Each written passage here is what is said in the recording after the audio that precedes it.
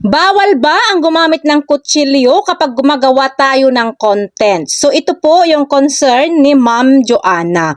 So itong paggamit natin ng kutsilyo guys sa ating mga content is pwedeng bawal, pwedeng hindi. Depende po yan sa kung anong content ang ginagawa mo. So for example, ako, nagsasalita ako ngayon dito sa harapan nyo na wala naman akong ibang ginagawa kundi nagdadaldal lang. Tapos may hawak-hawak akong kutsilyo. Sabay-sabi, kapag ako hindi nyo finalo, makakatikim kayo ng mga hindi nyo pa natitikman sa buong buhay nyo.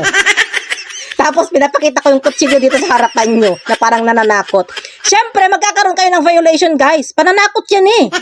Pero kung pagluluto naman, yung ginamit nyo naman yung kutsilyo sa pagluluto, yung naghihiwa kayo ng mga pansahog nyo, yung mga rekado nyo doon sa pagluluto nyo, o di kaya nagtitinda kayo ng mga isda, mga karne sa palengke, hindi po yun bawal. Siyempre, anong gagamitin natin panghiwa? Yung kamay natin?